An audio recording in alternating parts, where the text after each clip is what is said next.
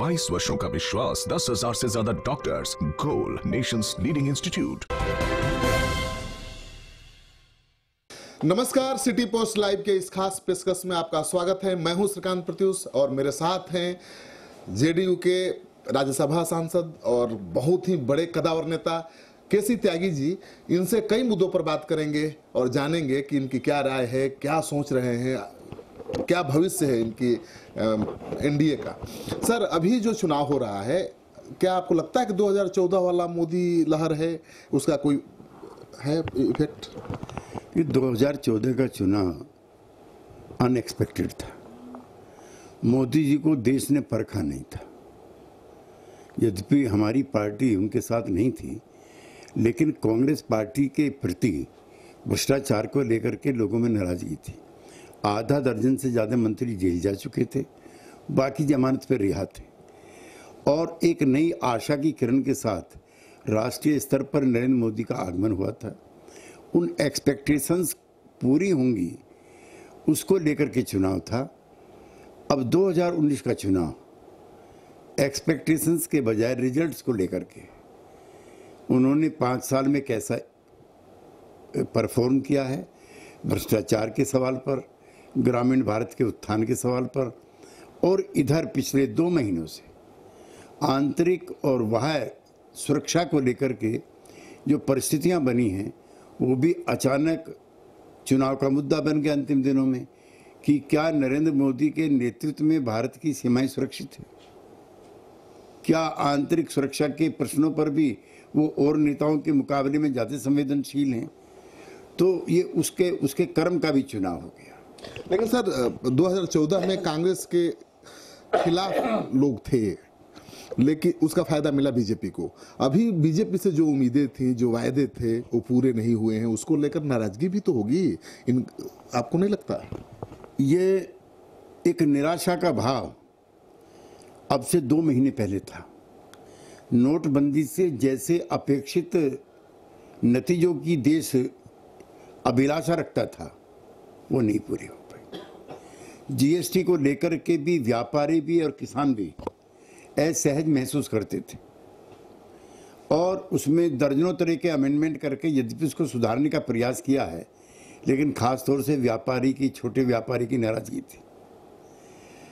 बेरोजगारी में जिस तरह की इच्छा अपेक्षाएं नौजवानों ने रखी थी, चूंकि एक चीज ध्यान रखिए, मोदी जी ने जाने अनजाने में एक्सपेक्टेशंस का ग्राफ बहुत ऊंचा कर दिया था, और वो कितनी पूरी हो पाई हैं, कितनी नहीं हो पाई हैं, ये तो समय बताएगा। लेकिन उसको लेकर के एक निराशा का भाव था और एक आशा का भाव ये था कि इंडियन इकोनॉमी काफ़ी पहले से सुदृढ़ हुई। भारत का मिनिस्ट्री ऑफ एक्सटर्नल अफेयर के जरिए भी, प्रधानमंत्री के जरिए भी, एक जो दुनिया की बड़ी ताकतें हैं उसमें इसका नाम आया, इसका जिक्र आया, इसकी चर्चा हुई, इसका स्थान बना। आज भारत अंतर्राष्ट्रीय स्तर पर एक बड़ी ताकत के रूप में जाना जाता है। तो ये चुनाव इन इच्छा और अपेक्षाओं को लेकर के भी है। इसी बीच में यद्यपि घटनाक्रम पिछले कई वर्षों से जारी था पड़ोसी मुल्क की तरफ से, और अचानक पाकिस्तान के आतंकी संगठन, यही अजहर मसूद के लोगों ने जिस तरह से पुलवामा किया, उसी दौरान फिर उसको जो बी फिटेड रिप्लाई मिला इंडियन आर्मी की तरफ से, तो एक नए कॉन्फिडेंस का, विश्वास का वातावरण देश में बना, that here is a man who can save the country from external threat. ये चीज एनडीए के बहुत पक्ष में गई। और यही चुनावी मुद्दा भी हो गया है। डेवलपमेंट तो कोई बड़ा मुद्दा है नहीं, हर जगह स्ट्राइक मुद्दा है, पाकिस्तान मुद्दा है, राष्ट्रवाद मुद्दा है एनडीए का। देखिए, मोदी और बालकोट, ये मोदी के तय करे हुए एजेंडे नहीं है, ना एनडीए के। ये हमारे विरोधियों ने तय की। पहले दिन से ही उन्होंने कहना शुरू किया नो मोदी। उन्होंने कभी नहीं कहा नो बीजेपी, उन्होंने कभी नहीं कहा नो एनडीए। मोदी नहीं चाहिए। तो जब मोदी नहीं चाहिए तो जो समर्थक थे मोदी का, उनका मोदी ही चाहिए। एक तो मोदी मुद्दा हो गया।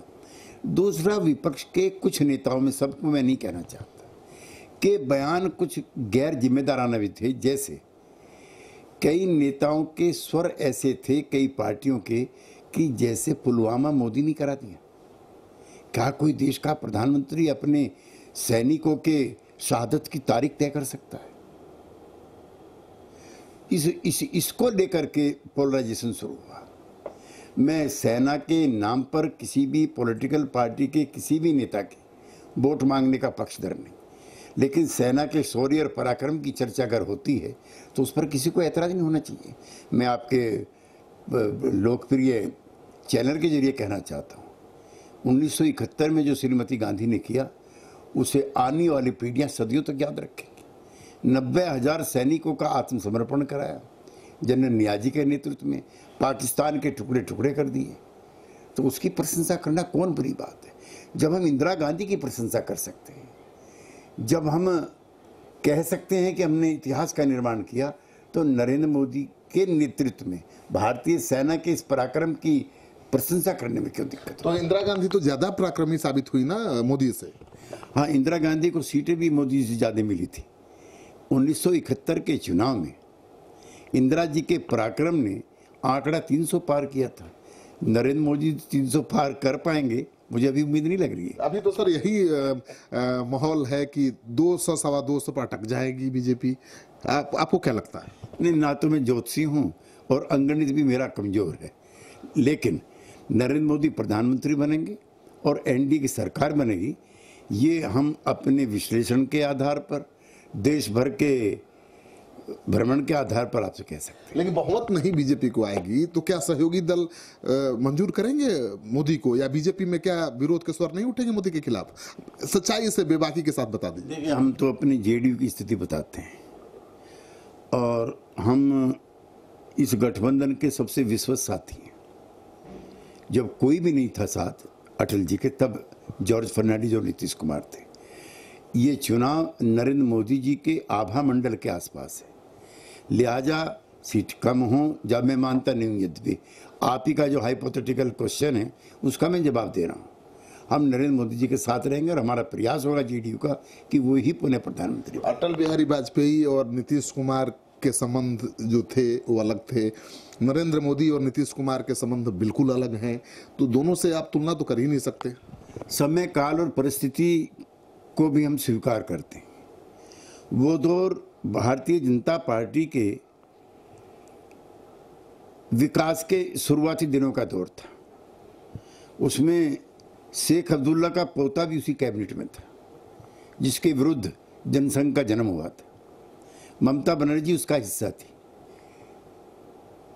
शरद पवार भी घुमा फिरा के उसका हिस्सा थे, मायावती उसका हिस्सा थी, उसका हिस्सा टीडीपी थी, उसका हिस्सा करुणानिधि की डीएमके थी। तो वो तो बहुत ही व्यापक और बहुत ही कॉम्प्रिहेंसिव ब्रॉड बेस गठबंधन था। सौभाग्य से या इत्तेफाक से बीजेपी को स्पष्ट बहुमत मिला और उन्होंने कई दलों को अपने गठबंधन का हिस्सा रखा। उनमें नाराजगी भी रही, चाहे वो शिवसेना हो, चाहे वो एजीपी हो। हम तो बाद में इसका हिस्सा बने, यद्यपि हमारा भी ये इच्छा और अभिलाषा जरूर थी कि जनता दल यूनाइटेड को भी केंद्रीय मंत्रिमंडल में स्थान मिलना चाहिए था, क्योंकि बिहार के एनडीए में बीजेपी बराबर के हिस्सेदार थे, लेकिन डिप्टी चीफ मिनिस्टर से और मंत्रिमंडल तक। तो कभी कभी हम लोग को भी अप्रिय लगता है। लेकिन सर, 5वें चरण का चुनाव हो रहा है, मैनिफेस्टो कहाँ है जेडीयू का? नीतीश कुमार दिन भर जो वक्तव्य देते हैं, दिल्ली में बैठ करके हम जो पार्टी के पक्ष में बोलते हैं, वही हमारा मैनिफेस्टो है। और जो पुराना मैनिफेस्टो है वो जस का तस हम स्वीकार करते हैं, कई कारणों के चलते, किसी के दबाव में नहीं। लेकिन पहली बार ऐसा हुआ है कि पार्टी ने आपका मैनिफेस्टो जारी नहीं किया, और ये तो दबाव ही माना जा रहा है कि बीजेपी का मैनिफेस्टो आपके विचार से विपरीत है। हम ऐसा नहीं मानते। ऐसा कहना जेडीयू के करोड़ों समर्थकों का, लाखों कार्यकर्ताओं का और हमारे जैसे स्वाभिमानी लोगों का अपमान है कि हम किसी के दबाव में अपना मैनिफेस्टो नहीं निकाल रहे। कुछ परिस्थितियाँ कारण होते हैं, लेकिन कौन सा विषय है जिस पर हमारी राय हमारे कार्यकर्ता को, बिहार की या देश की जनता को पता नहीं है। जो बुनियादी हमारे कोर तीनों सवाल हैं, चारों सवाल हैं, उस पर समय समय पर हम अपनी राय और राष्ट्रीय अध्यक्ष अपनी राय रख चुके हैं। आर्टिकल 370 पर हमारी उनसे अलग राय है, राम मंदिर पर भी अलग है, दर्जनों बार कह चुके हैं। अयोध्या मुद्दे पर अब से नहीं, जब एनडीए का जन्म हुआ था हमारी तब से राय है आपसी रजाबंदी से सुलझाओ, बहुत अच्छी बात है। चंद्रशेखर जी ने प्रयास किए, अटल जी ने प्रयास किए, नहीं सफल हो पाए। तो सुप्रीम कोर्ट का रास्ता एकमात्र रास्ता है। यूनिफॉर्म सिविल कोड पर पार्टी के राष्ट्रीय अध्यक्ष नीतीश कुमार जी चिट्ठी लिख चुके हैं। हम सुधारों के विरोधी नहीं। सर, आप तो जानते हैं कि पीएम मोदी को भी पता है कि नीतीश कुमार अपने सेकुलर क्रेडेंशियल को लेकर कितने सतर्क रहते हैं, चिंतित रहते हैं। इसके बावजूद उन्होंने एक सभा में वंदे मातरम का नारा लगाया और वहां नीतीश कुमार जी बिल्कुल चुपचाप बैठे हुए थे। कितना वीडियो वायरल हुआ, इसका क्या मतलब क्या निकलता है, कैसे जेडीयू इसको लेता है? देखिए, जेडीयू की हर सवाल पे बहुत साफ राय है। वंदे मातरम के जेडीयू विरोधी नहीं है। वंदे मातरम आज़ादी के आंदोलन का सबसे सुनहरा नारा था।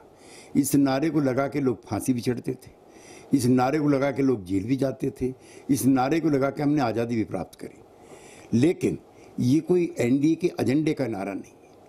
भारतीय जनसंघ के लोग आरएसएस के साथ ही, अब बीजेपी के साथ ही, मैं चाहता हूं कि और भी जोर से इस नारे को लगाएं।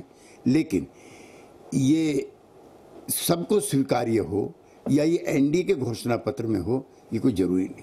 लेकिन नीतीश कुमार तो असहज महसूस करते ही हैं इस तरह के नारे लगते हैं। तो नीतीश कुमार जी और उनकी पार्टी इस नारे के विरुद्ध नहीं, लेकिन ये एनडीए का नारा नहीं है। अच्छा सर, अभी एक चीज आप बता दें कि गिरिराज जैसे नेता जो हैं, जिनके खिलाफ आप बहुत बेबाकी के साथ अपनी राय देते रहे हैं, विवादित बयान आया कि जो अल्पसंख्यक मरते हैं तो भी 3 फीट जमीन लेकर जाते हैं, हिंदू मरता है दफना दिया जाता है। इस तरह के बयान चुनाव के दौरान देना और आपकी मांग करना, बड़ी मांग आपने की थी कि उनकी उम्मीदवारी रद्द कर देनी चाहिए, ये कितना बड़ा फैसला था आपका? देखिए, मैंने उनकी उम्मीदवारी रद्द कर दी जाए ऐसा बयान नहीं दिया। मैंने कहा कि जो ऐसे वक्तव्य देते हैं जिससे आपसी भाईचारा टूटता हो, समाज में तनाव पैदा होते हों, चुनाव आयोग को पहले दिन ही ऐसी व्यवस्था करनी चाहिए थी, 1-2 लोगों की उम्मीदवारी समाप्त करके, ताकि मॉडल कोड ऑफ कंडक्ट का विरोध ना हो सके। मेरा इशारा बिल्कुल एकदम गिरिराज सिंह की तरफ नहीं था। मेरे व्यक्तिगत तौर पर उनसे बहुत अच्छे रिश्ते हैं। मैं चाहता हूं कि वो वहां से चुनाव जीतें और बड़े मंत्री बने। लेकिन समय समय पर उनके द्वारा दिए गए जो वक्तव्य हैं, उनसे हम असहज महसूस करते हैं। कई वक्तव्य उनके समाज में तनाव पैदा करने वाले होते हैं, कई वक्तव्य उनके हमारे जो एनडीए की भाषा और परिभाषा है उससे मेल नहीं खाते हैं। तो उस पर मैं अब पार्टी का प्रवक्ता होने के नाते अपने कार्यकर्ताओं के कंजम्पशन के लिए भी और अपने सेकुलर क्रेडेंशियल्स को कायम रखने के लिए भी अपनी राय जुदा रखता हूँ। नीतीश कुमार ने विकास के बहुत काम किए हैं, उस चुनाव में दिख रहा है इम्पैक्ट उसका, लेकिन नीतीश कुमार चुनाव में कहीं नहीं है। 15 साल में वो पोस्टर बॉय थे एनडीए के, मतलब उनके नाम पर ही चुनाव लड़ा जाता था। लेकिन इस बार तो केवल मोदी मोदी हो रहा है। नीतीश कुमार जी जानबूझकर या बिल्कुल चर्चा में नहीं है, क्यों? नहीं, मैं आपसे असहमत हूँ। बिहार की राजनीति में नीतीश कुमार को माइनस करके कोई पॉलिटिक्स नहीं हो सकती। जब बीजेपी से अलग होकर के आरजेडी के साथ नीतीश कुमार मिले हैं, तब बीजेपी 100 विधायकों की 52 पे रह गई थी। जब नीतीश कुमार बीजेपी के साथ मिलकर के चुनाव लड़े थे, तो 100 की और 150 की जो आरजेडी थी वो 22 पे रह गई थी। उनके पास कोई जात का जनाधार नहीं है, उनकी बिरादरी कोई बड़ी बिरादरी नहीं है। ये उनकी क्रेडिबिलिटी के, उनकी परफॉर्मेंस के 17-18% वोट हैं। लिहाजा उनको आप ना आइसोलेट कर सकते हैं, ना उनको डिलीट कर सकते हैं।